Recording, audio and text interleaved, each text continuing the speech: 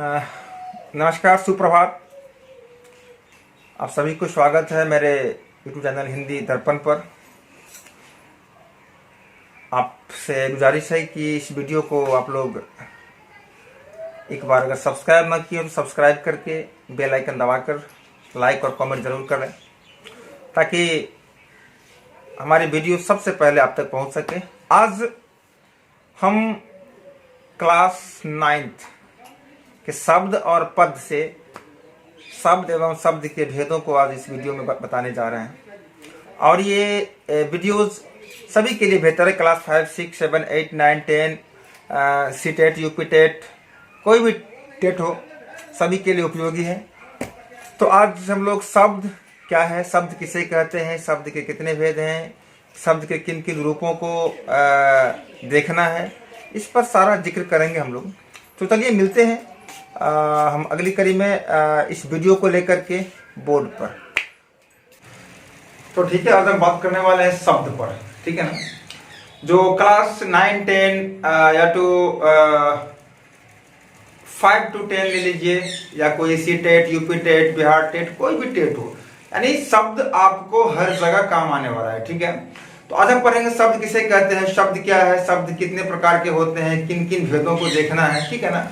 तो बात करते हैं आज शब्द के हम 3 भेदों पर बात करेंगे, ठीक है ना।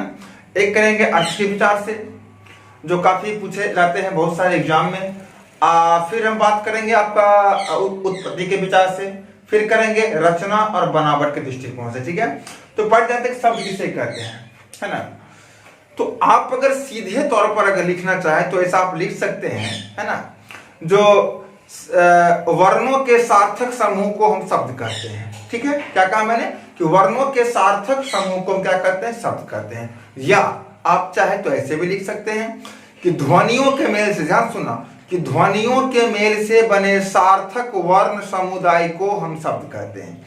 ध्वनियों के मेल से बने सार्थक वर्ण समुदाय को हम शब्द कहते हैं, राइट। अब हम बात करते हैं कि शब्द कितने प्रकार के होते हैं। तो हम शब्द वाक्य तो पहले देखेंगे हम कि अर्थ के दृष्टिकोण से शब्द कितने भेद हैं, अर्थ के विचार से, ठीक है ना। तो पहले देखेंगे हम अर्थ के विचार से, अर्थ के विचार से।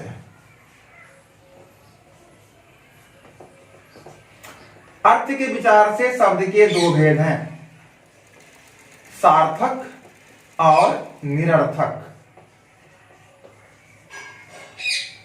सार्थक और निरर्थक, ठीक है। सार्थक किसे कहते हैं, वे शब्द यानी सा जो अर्थक सार्थक और नि जो अर्थक निरर्थक। जिस शब्द का सही सही अर्थ निकले वो सार्थक है, और जिस शब्द का कोई अर्थ ना हो, अर्थहीन हो, वे शब्द क्या कहलाते हैं, निरर्थक। जैसे मैं बताऊं आपको, आप अगर किसी को कहते हैं कि थोड़ा चाय वाय दो, चाय वाय, तो चाय तो सार्थक है, लेकिन वाय क्या हो जाएगा, निरर्थक हो जाएगा, ठीक है ना। अगर आप कहते हो किसी को कि पानी वानी दो, तो पानी सब तो सार्थक है, पानी का मतलब जल होता है, लेकिन वाणी, ये वाणी का मतलब क्या होता है, कुछ नहीं होता है। वाणी में अगर मूर्धन्य न रहेगा तो उस वाणी का मतलब बोली होता है, ठीक है ना।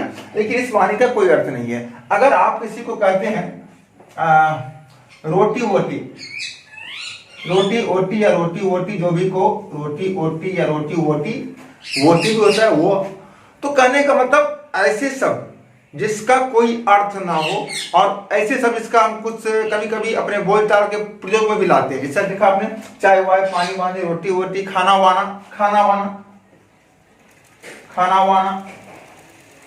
तो जिसका सही सही अर्थ निकले वो सार्थक है, जिसका कोई अर्थ ना निकले, जिस शब्द का कोई अर्थ ना हो, जो शब्द अर्थहीन हो, वही क्या है, निरर्थक है, ठीक है। तो ऐसा करते आप जान गए होंगे कि सार्थक और निरर्थक क्या है। अगर चाहे तो आप स्क्रीनशॉट ले सकते हैं यहाँ से, और इसे रोक करके आप इसको लिख भी सकते हैं, ठीक है ना। अब चलते हैं कि उत्पत्ति के विचार से शब्द के कितने भेद हैं, ठीक है ना। अब जानते हैं हम कि उत्पत्ति के विचार से शब्द कितने भेद हैं, ठीक है ना। तो उत्पत्ति के विचार से शब्द के 4 भेद हैं, सुनिएगा ध्यान से। उत्पत्ति के विचार से शब्द के 4 भेद, देखिए यहाँ पर तत्सम, तद्भव, देशज और विदेशज। तत्सम, तद्भव, देशज और विदेशज, इसी को हम विदेशी भी कहते हैं। कहीं कहीं लिखा होगा विदेशी भी लिखा होगा, ठीक है ना। तो पहले मैं एक एक करके जानता हूं इसकी डेफिनेशन क्या है। पहले तत्सम का क्या है, तो आप अगर सरल भाषा में लिखेंगे तो ऐसा आप लिख सकते हैं कि संस्कृत के मूल शब्द को हम तत्सम कहते हैं। थोड़ा सा बृहत में ऐसे लिखेंगे कि संस्कृत के वे मूल शब्द जो हिंदी में प्रयुक्त होते हैं और ज्यों का त्यों रह जाता है, अर्थात संस्कृत के मूल शब्द को हम क्या कहते हैं, तत्सम कहते हैं। ठीक है, अगर चाहे तो वीडियो को रोक करके आप इसका डेफिनेशन लिख सकते हैं। ठीक है ना, कि संस्कृत के वे मूल शब्द जो हिंदी में प्रयुक्त होते हैं और ज्यों का त्यों रह जाता है, तत्सम कहलाता है। अब है देखिए संस्कृत के मूल शब्द, ऐसे अग्नि संस्कृत का ऐसा हिंदी में भी प्रयोग करते हैं, जल संस्कृत का है, वायु, चंद्र, कर्पूर, रात्रि, ये सब क्या है, संस्कृत के मूल शब्द हैं। इससे हम हिंदी में उपयोग में लाते हैं, प्रयोग में लाते हैं। ठीक है ना। अब है तद्भव, दूसरा क्या है, तद्भव। इसे हम कह सकते हैं कि तत्सम का बिगड़ा हुआ रूप ही क्या है, तद्भव है। थोड़ा सा ऐसे लिखेंगे हम लोग बृहत में कि जो शब्द संस्कृत और प्राकृत से विकृत होकर, सीधा लिखिए, जो शब्द संस्कृत से विकृत में टूटना होता है, यानी टूटकर संस्कृत से विकृत होकर के जो शब्द हिंदी में आए हैं वही क्या है, तद्भव है। अर्थात तत्सम का बिगड़ा हुआ रूप ही क्या कहलाता है, तद्भव कहलाता है। जैसे यहां देख लीजिए, अग्नि संस्कृत है, इसका हिंदी क्या होगा, आग। तो अग्नि से जो आग बना है ये क्या बन गया है, तद्भव। जल से जो बना है पानी, ये क्या बन गया है, तद्भव। वायु क्या है यहाँ पर, तत्सम है, और हवा क्या है यहाँ पर, तद्भव। जो संस्कृत से टूटकर हिंदी में आया है, चंद्र का चांद, कर्पूर का कपूर, रात्रि का रात, और भी बहुत सारे शब्द हैं। मैं सारे शब्द यहाँ पर डालूंगा, अभी आपने स्क्रीन पर देख रहा होगा कि बहुत सारे शब्द मैंने यहाँ पर दे दिया रखा है। देखो यहाँ पर कितने शब्द हैं, सारे शब्द का मैं संस्कृत टू हिंदी करके मैंने तत्सम और तत्सम का जोड़ा है वो मैंने बना करके यहाँ पर डाल दिया, आप देख सकते हो, चाहे इसका स्क्रीनशॉट आप ले सकते हो आसानी से। ठीक है, आगे देखो देशज। आशा करता हूं कि इसको आप समझ गए होंगे कि संस्कृत के मूल शब्द को हम क्या कहते हैं, तत्सम कहते हैं, और तत्सम का बिगड़ा हुआ रूप ही क्या है, तद्भव है। ठीक है ना। अब देशज, जिस शब्द की उत्पत्ति अपने ही देश के बोलचाल के भाषाओं से हुआ है, सुनना, जिस शब्द की उत्पत्ति अपने ही देश के विभिन्न भाषाओं के बोलचाल से उत्पन्न हुआ है वो क्या है, देशज। अर्थात अपने ही देश के बोलचाल के भाषा में प्रयोग की जाने वाली भाषाओं से उत्पन्न शब्द तत्सम कहलाता है, सॉरी माफ कीजिएगा, देशज कहलाता है। ठीक है ना। देशज जैसे देख लीजिए आप, खिचड़ी, लोटा, डोरी, पगली, फुनगी, तगार, पघा, और बहुत सारे शब्द हैं जो अद्भुत देखिए आपके स्क्रीन पर दिख रहा है। सब शब्द क्या है, देशज शब्द है। ठीक है ना। यहाँ पर थोड़ा सा बोर्ड पर उतना मैं नहीं बता पाऊंगा, थोड़ा सा वीडियो भी बड़ा हो जाएगा, इसलिए मैंने स्क्रीन पर इसका दे दिया है, आप यहाँ से नोट कर सकते हैं आसानी से। ठीक है। अब क्या है, विदेशज। जिस शब्द की उत्पत्ति अपने देश की भाषाओं से न होकर, इसमें ध्यान से, जिस शब्द की उत्पत्ति अपने देश के भाषाओं से न होकर किसी अन्य देश के अन्य भाषाओं से उत्पन्न हुआ हो और उसे हम अपने हिंदी के बोलचाल में उसका प्रयोग करते हैं, वही शब्द क्या है, विदेशज है। जिस शब्द की उत्पत्ति किसी अन्य देश के बोलचाल के भाषाओं से उत्पन्न हुआ हो या उत्पत्ति हुआ हो, वही शब्द क्या है, विदेशज है, अर्थात विदेशी है। जैसे हम अपने हिंदी के बोलचाल में 5 भाषाओं का प्रयोग करते हैं। ऐसे मान लीजिए अंग्रेजी का शब्द, अरबी का शब्द, फारसी का शब्द, तुर्की का शब्द और पुर्तगाली भाषाओं के शब्दों का हम हिंदी में सम्मिश्रण प्रयोग करते हैं। जैसे आपको याद होगा कि अंग्रेजी के डॉक्टर शब्द कहाँ से उत्पन्न हुआ है, इंग्लिश से, अंग्रेजी से, जिससे हम अपने हिंदी के बोलचाल में इसका प्रयोग करते हैं। इसका हिंदी क्या होता है, चिकित्सक होता है। मतलब उसका मुझे अर्थ से कोई मतलब नहीं है, लेकिन इस शब्द की उत्पत्ति कहाँ से हुई है, अंग्रेजी से हुई है। Doctor, hospital, school, rail station, oxygen, बहुत सारे शब्द हैं जो आपके स्क्रीन पर और शब्दों का समूह दिख भी रहा होगा। ये सारे शब्द अंग्रेजी के हैं जिसे हम अपने हिंदी के बोलचाल में प्रयोग में लाते हैं। ठीक है ना। जैसे देखिए अरबी, अक्ल, अजनबी, अजीब, अदालत, एहसान, अदा, अजब, गजब, ये सब क्या है, अरबी के शब्द है सब, जिसे हम अपने हिंदी के बोलचाल में प्रयोग करते हैं। अगर देखिए फारसी, अंदाज, अंदेशा, कोशिश, गुमनाम इत्यादि और सब देखिए आपके स्क्रीन पर दिख रहा होगा। ये सब शब्द किसे है? फारसी के हैं। अब है तुर्की, कुली, कैंची, कनात, और भी शब्द आपके स्क्रीन पर दिख रहा होगा। ये सब शब्द तुर्की के हैं, ठीक है। अब है पुर्तगाली, आलमारी, आलपीन, अलकतरा इत्यादि शब्द तुर्की भाषा से उत्पन्न हुआ है, जिसे अपने हम हिंदी में भी प्रयोग करते हैं। तो आप कह सकते हैं जिन भाषाओं की उत्पत्ति किसी अन्य भाषाओं यानी अन्य देश के भाषाओं से हुआ हो उसे हम विदेशज शब्द कहते हैं। होगा? तो आशा करता हूं कि आप लोग इस यहाँ पर डॉट सारा कुछ क्लियर हो गया होगा। आप चाहे तो वीडियो को रोक करके इस वीडियो को आप देख सकते हैं और इसे लिख भी सकते हैं। अब हम चलते हैं रचना और बनावट के दृष्टिकोण से शब्द के कितने भेद हैं उस पर बात करते हैं। ओके, आशा करता हूं कि शब्द के जो दो भेद मैंने बताया है आपको, एक तो अर्थ के विचार से और एक उत्पत्ति के विचार से, आप लोगों को शायद अच्छा लगा होगा। और अगर वीडियो में सारी डाउट आपको अगर क्लियर हो रहा होगा तो प्लीज एक बार चैनल को सब्सक्राइब कर लीजिए और लाइक और कमेंट जरूर करिएगा।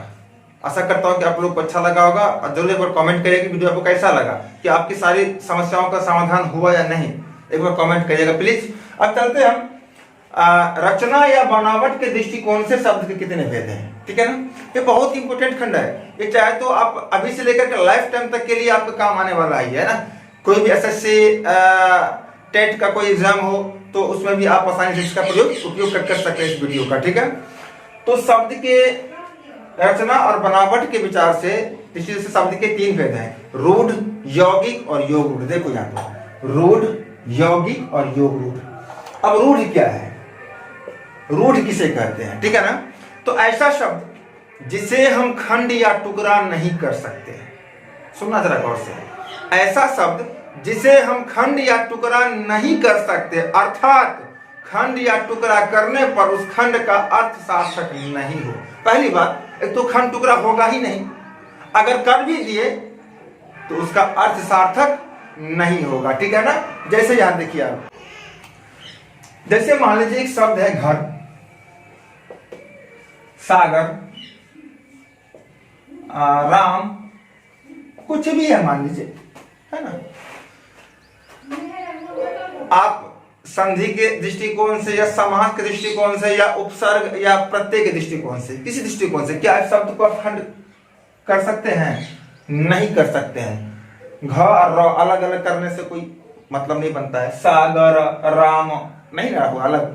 तो वही है कि ऐसा शब्द जिसे हम खंड या टुकड़ा नहीं कर सकते हैं, अर्थात क्या, अर्थात ये अगर हम जबरदस्ती करते हैं घ और र को अलग कर देते हैं तो क्या घ का और र का कोई अलग अलग कोई अर्थ निकलता है? नहीं निकलता है। क्या सा, ग और र को अलग अलग करने कोई अर्थ निकलेगा? नहीं अर्थ निकलेगा। क्या रा को और म को अलग अलग करने कोई अर्थ निकलेगा? नहीं निकलेगा।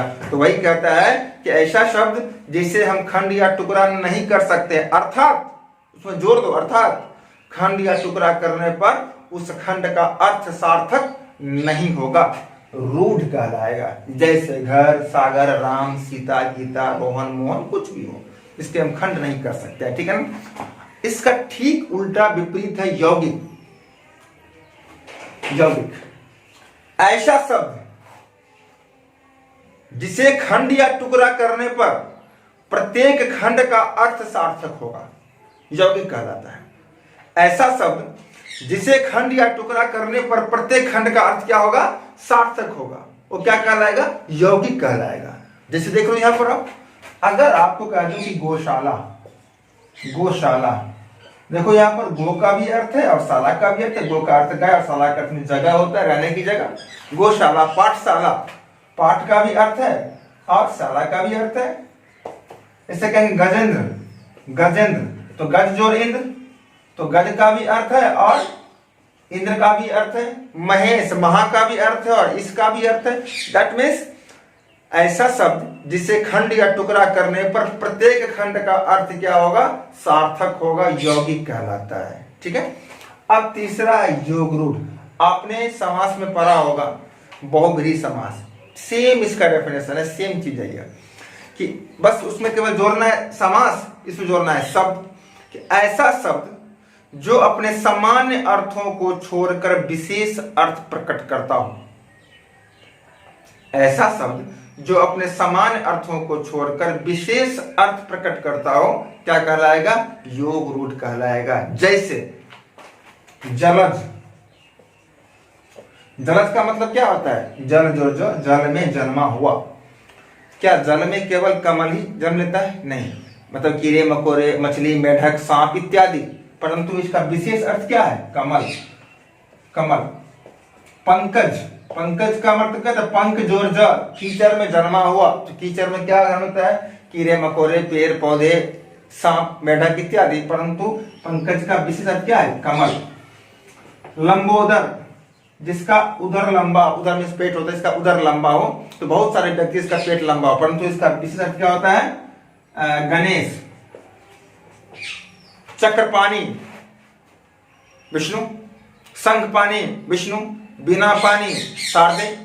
तो मतलब जो शब्द किसी विशेष वस्तु या व्यक्तियों की ओर इशारा कर रहा हो वही शब्द क्या है? योग रूढ़ कहलाता है। वैसे इसका डेफिनेशन ऐसे है, ऐसे शब्द जो अपने सामान्य अर्थों को छोड़कर विशेष अर्थ प्रकट करता हो वे शब्द क्या कहलाते हैं? योग रूढ़ कहलाते हैं। इसको पहचानने के लिए एक ट्रिक जान लीजिए कि जो शब्द किसी विशेष व्यक्ति या वस्तु की ओर इशारा कर रहा हो वो समझ लेना आपकी ये योग रूढ़ है। जैसे मान लीजिए जलज कमल, पंकज मीन्स कमल, लंबोदर मीन्स गणेश, अब से जाकर दिया नीलकंठ तो क्या हो जाएगा? शंकर। अगर आपको क्या कहते मान लीजिए त्रिशूलधारी, शंकर। बिना पानी, शारदे। चक्रपाणी क्या हो जाएगा? विष्णु। शंखपाणी विष्णु इत्यादि। जो अपने सामान्य अर्थों को छोड़कर विशेष अर्थ को इशारा करता हो वही योग रूढ़ है। आशा करता हूं आपने शब्द की पूर्ण जानकारी इससे वीडियो से आपने ले लिया होगा। अगर अच्छा लगा हो तो फिर से कह दूं कि लाइक और कमेंट करना नहीं भूलिएगा। फिर मिलते हैं अगले वीडियो में। व्याकरण की हर एक वीडियो आपको हमारे इस चैनल पर मिल जाएगा हिंदी दर्पण पर, तो आप रिसर्च करते रहें हिंदी दर्पण को और देखते रहिए हमारे वीडियो। फिर मिलते हैं अगली वीडियो में। Thank you, bye bye.